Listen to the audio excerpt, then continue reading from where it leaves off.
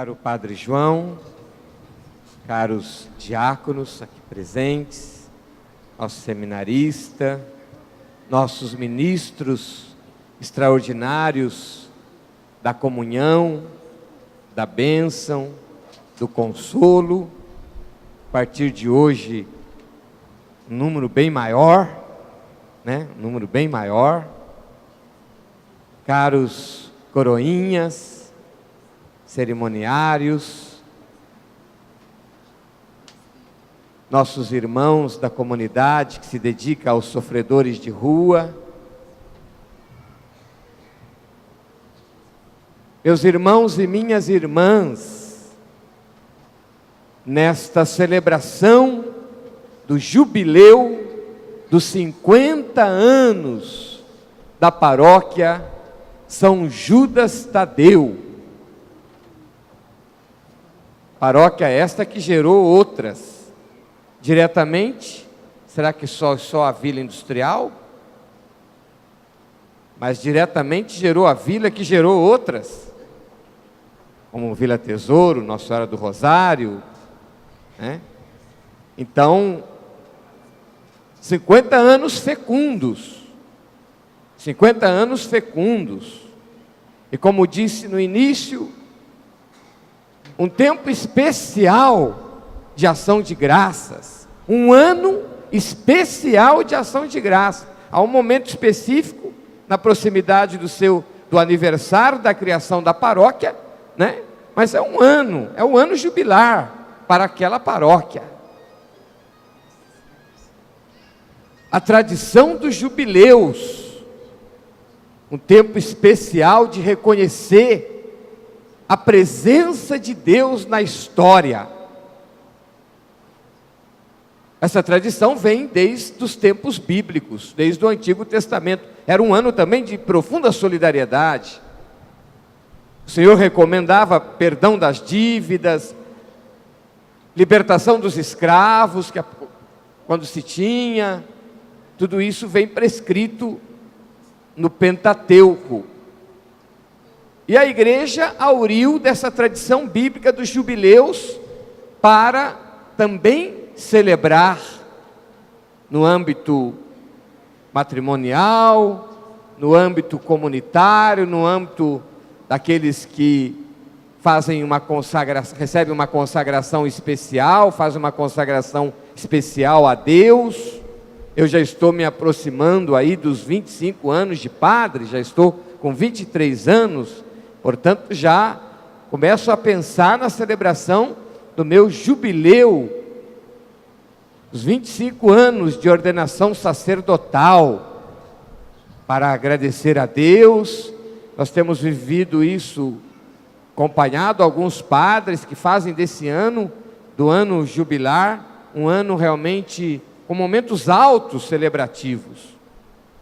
Queremos louvar a Deus antes de tudo, queremos agradecer a Deus pelos seus feitos,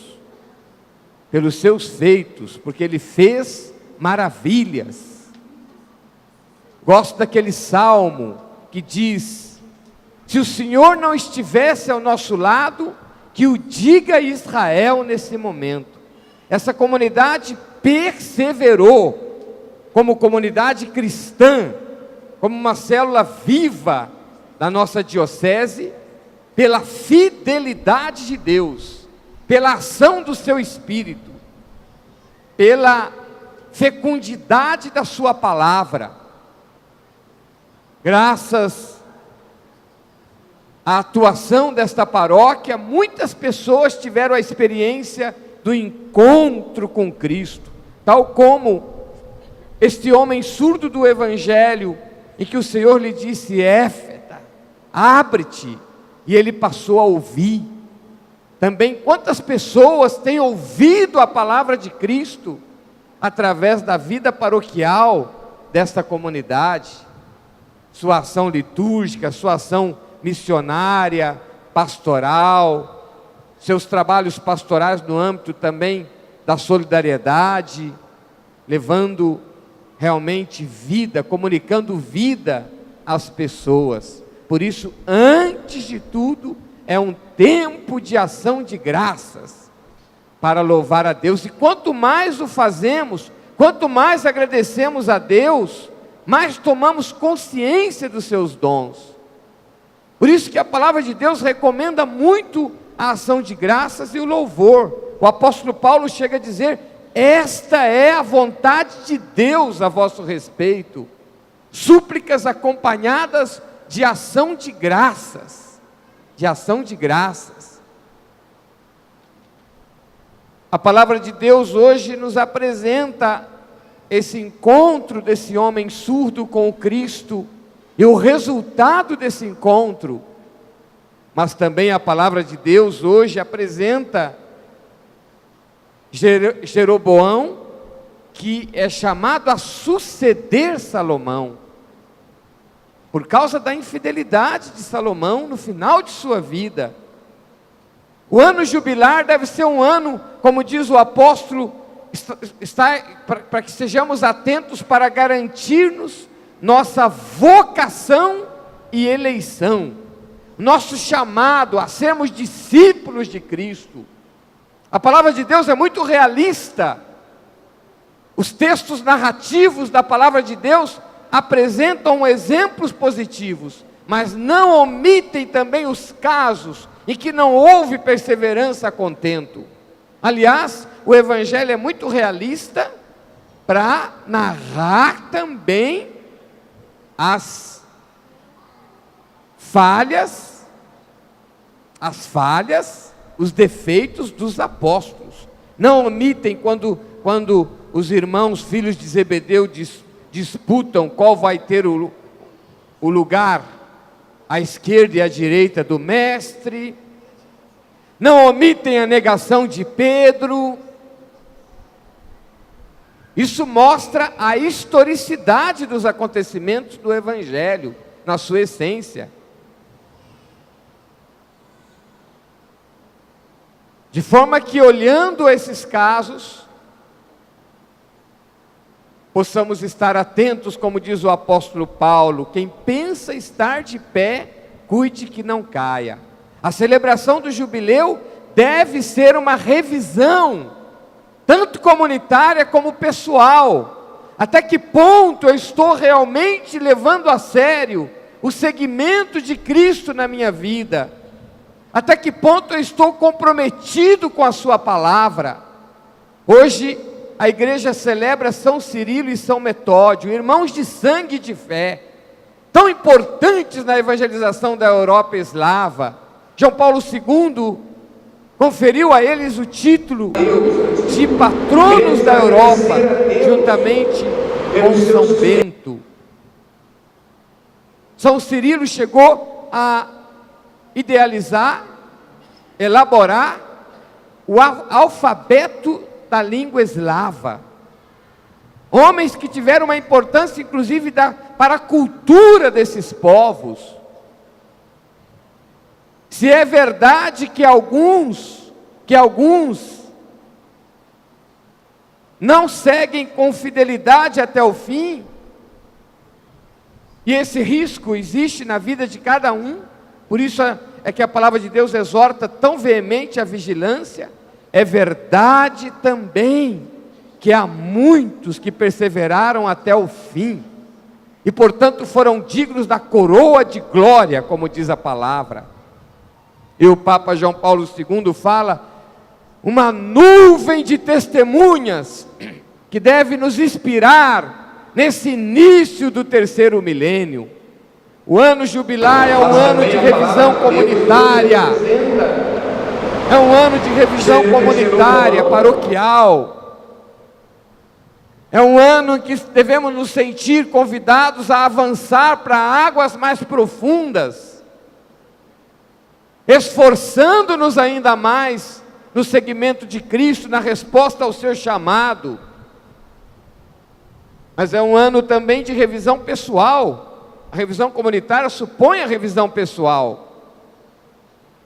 Aparecida, quando fala da paróquia, diz que entre os espaços de formação de discípulos missionários, a igreja ocupa um lugar privilegiado, a paróquia ocupa um lugar privilegiado. A paróquia é formadora de discípulos missionários. É muito significativo, foi muito significativo que hoje o pároco tenha escolhido exatamente para pedir a instituição desses ministérios para esses nossos irmãos e irmãs. É muito significativo. A paróquia deve ser centro de evangelização. Interessante, exatamente no ano jubilar, o nosso episcopado está refletindo profundamente sobre a paróquia com o documento 104. E a próxima assembleia, os nossos bispos vão se debruçar sobre esse documento, para sair um documento realmente oficial. É uma oportunidade de aprofundamento na compreensão da vocação da paróquia. A paróquia deve ser, como o documento 104 mesmo diz, comunidade de comunidades. A paróquia deve ser um centro de evangelização, deve ser, portanto, missionária, ser arrojada na dimensão missionária, na busca dos afastados. A paróquia deve ser formadora de discípulos missionários, portanto, profundamente catequética.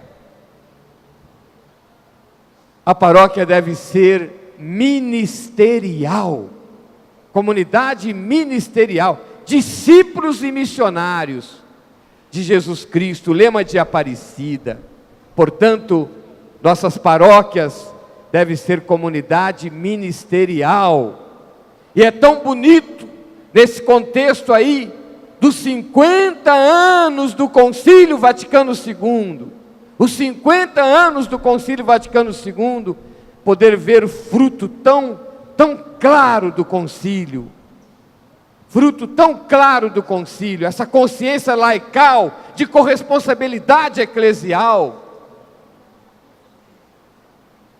E depois do concílio, a igreja aprofundou e discerniu de conferir, de instituir ministérios para os leigos.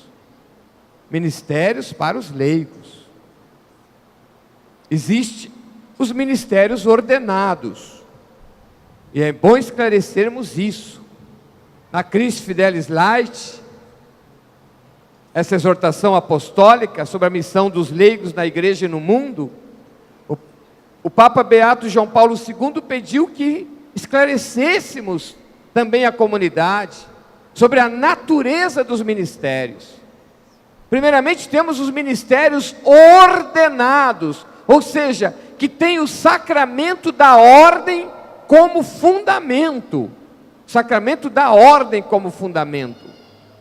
No caso, os bispos, os presbíteros, os diáconos, tem como base, esse ministério tem como base um rito de ordenação.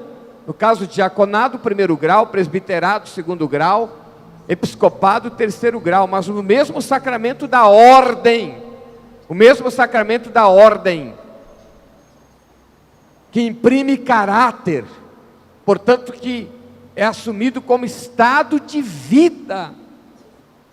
O sacerdote não pode, segundo o ensino da igreja, assumir por um tempo, diferentemente dos ministérios instituídos, que tem como fundamento o sacramento do batismo. Pode ser por um tempo, inclusive há dioceses que institui o sacramento, que institui o ministério extraordinário da comunhão por 4 anos, depois vem outro grupo e assume. Ou por 8 anos, depois vem outro grupo e assume. E eles vão para outra pastoral, para outro serviço, para outro ministério. No caso do sacramento que tem a ordem, o ministério que tem a ordem como fundamento, imprime caráter, marca indelével, marca a existência da pessoa. Existem os ministérios instituídos não ordenados. Na nossa diocese temos 3 ministérios instituídos, não ordenados: da comunhão, da bênção, do consolo e da esperança. São de grande ajuda nas nossas paróquias, Mas numa reflexão ampla sobre ministérios, nós podemos também afirmar que existem ministérios que são reconhecidos, eles não são instituídos oficialmente, mas eles são reconhecidos pela autoridade eclesial. No caso, as nossas pastorais. Ministério significa serviço. Nós não chamamos de ministério para não criar confusão, mas não deixa de ser, não deixa de caracterizarem também uma igreja toda ministerial, uma igreja que é serviço, pautada em serviços específicos.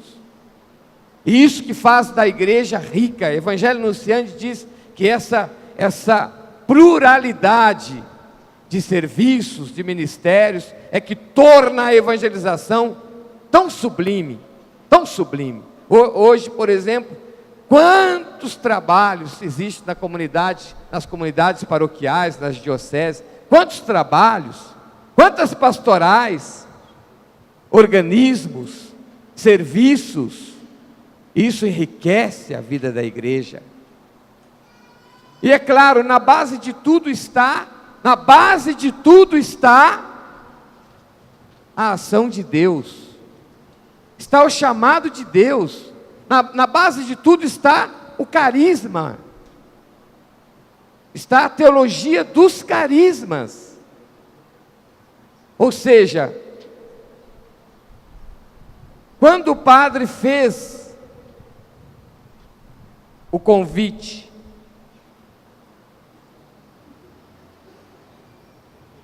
vocês sentiram aquele apelo no coração, aquele apelo. Talvez alguns tenham se incomodado um pouco, pensado, mas eu não sou digno. Aliás, muitas pessoas nesses meus 23 anos de padre, recordo de muitos que fui convidar para ser ministro extraordinário da comunhão, e a primeira resposta era: padre, eu não sou digno, padre. O senhor vem me chamar, eu não sou digno. E aí eu já ia com a resposta na ponta da língua. Eu dizia assim: eu também não sou digno de ser padre. Porque a julgar pela dignidade em si, ninguém é digno. Só Deus é digno. Só Deus é digno. Mas vocês sentiram, mesmo com essa preocupação, ou talvez com esse medo, não será uma presunção da minha parte? Não será um orgulho eu querer ser ministro extraordinário da comunhão? Mesmo assim, ficava aquele desejo lá no coração. Aquele desejo lá no coração. Isso é o carisma. Carisma significa graça, vem do grego charis, graça. E Paulo fala da diversidade dos carismas na igreja. A uns é dado a graça de, a outros a graça de. Ou seja, são carismas. E quando o carisma se reveste realmente de um serviço, diz o documento da CNBB, sobre ministérios dos leigos e leigas na igreja.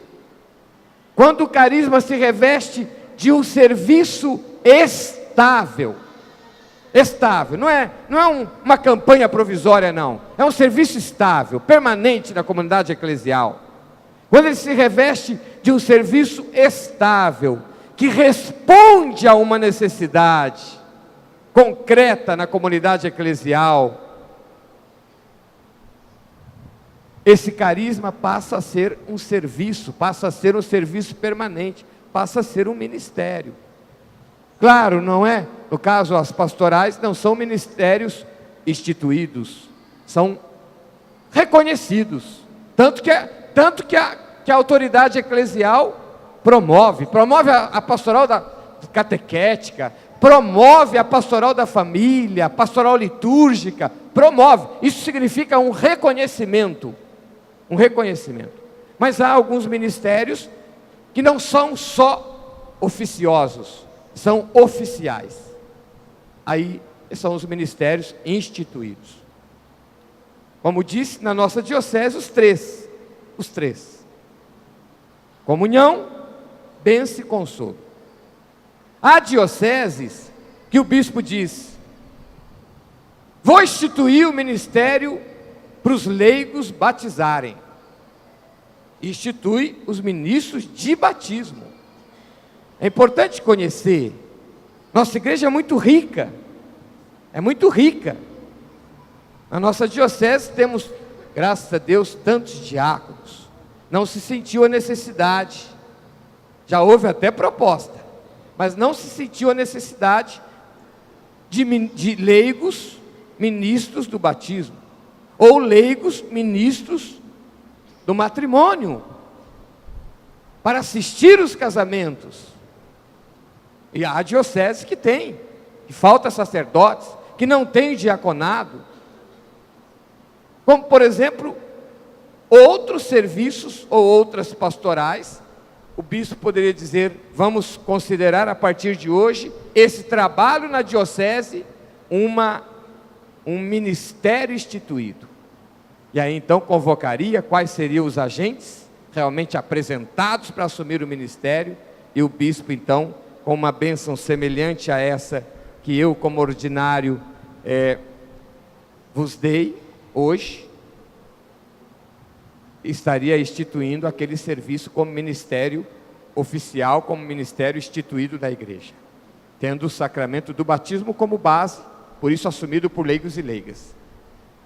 Isso tudo estabelece a riqueza da igreja, a riqueza da multiforme ação do Espírito Santo na igreja. E eu termino dizendo: não é verdade que há pessoas que desenvolvem certos trabalhos na igreja, em que você olha e diz: essa pessoa nasceu para isso. Você tem dom para trabalhar com os doentes. Nossa, como você tem um dom, como você tem um carisma para trabalhar com os pobres. Como você tem o dom para atuar na pastoral da família, junto às famílias. Você nasceu para ser catequista. Isso demonstra não só os talentos numa esfera humana, não só os talentos humanos, demonstra também os carismas do Espírito Santo. Os carismas, a lista de carismas do Novo Testamento é ampla, Às vezes fala de carisma e pensamos no carisma das curas, línguas, profecia, conforme Coríntios 12. É verdade, ali usa a palavra charis também para falar desse chamado carismas, que a tradição depois chamou de extraordinários. Carismas, diríamos, de assembleia. Mas o Novo Testamento fala também do serviço aos pobres como carismas. Daquele que ensina, portador de um carisma. Daquele que governa, portador de um carisma. Como é importante termos essa consciência de que não é algo meramente opcional. Não é algo apenas institucional, estrutural, organizativo. Na base disso há uma ação de Deus, a ação do Espírito, que comunica uma força, um dom, um carisma, e faz com que aquele trabalho eclesial leve vida, comunique vida às pessoas, e seja realmente fator de evangelização. E como eu já disse nessa reflexão, tão bem fazem as nossas paróquias. Tão bem fazem as nossas paróquias. A comunidade primitiva, as comunidades primitivas eram ministeriais. ministeriais. Com o tempo, foi tudo concentrando no padre. Foi havendo uma concentração no litúrgico, com certo prejuízo nas outras esferas de serviço. E foi havendo também uma concentração no ministério presbiteral. Até o diaconado, com o tempo, se perdeu. Até o diaconado, que era fortíssimo nas comunidades primitivas, se perdeu. Foi preciso esperar muito tempo. O Concílio Vaticano II, com toda a contribuição das reflexões bíblicas, eclesiológica, laical, todo o avanço da teologia do século XIX e XX, para recuperou o diaconado, impulsionou a corresponsabilidade de todos. Todos são igreja, todos fazem a igreja. E isso não vem de forma alguma roubar a função do padre. Não vem roubar a função do padre. Um padre que pensasse assim está gravemente equivocado. Pelo contrário, na medida que ele reconhece os outros ministérios, começando pelo ministério diaconal, na medida que ele reconhece que ele dá espaço para os trabalhos laicais, que ele promove os ministérios leigos, na medida que ele age assim, o seu ministério se torna mais fecundo. E há uma complementaridade belíssima que o Espírito realiza entre a diversidade dos ministérios na unidade eclesial. É o que se fala de unidade na diversidade. E isso faz com que a igreja evangelize com mais fecundidade. Vamos então, caríssimos irmãos, agradecer a Deus por esses irmãos que disseram o seu sim, mas na pessoa deles, o nosso muito obrigado a todos que atuam. Por isso, quando passo agradecendo, como faço também quando vou crismar, agradeço os catequistas da crisma, às vezes chego a dizer mesmo, eu estou agradecendo vocês aqui, mas esse gesto é extensivo para todos os serviços nesta comunidade paroquial. Que beleza! Eu não sei quais são, mas eu sei que nessa assembleia aqui, muitos não puderam estar aqui, mas nessa assembleia aqui, além dos ministros, dos nossos queridos coroinhas, cerimoniários, os que atuam na liturgia, são os ministérios, os serviços visíveis na liturgia, na Sagrada Liturgia, mas há muitos outros ministérios no campo da evangelização e que estão aí sentados na assembleia, mas igualmente comprometidos com a paróquia, comprometidos com a evangelização paroquial. Então, esse nosso gesto de cumprimentá-los e agradecê-los, e que eu renovo nesse momento, terminando a reflexão, é extensivo a todos vocês, que faz com que essa paróquia seja viva, comunidade viva e dinâmica. Celebrar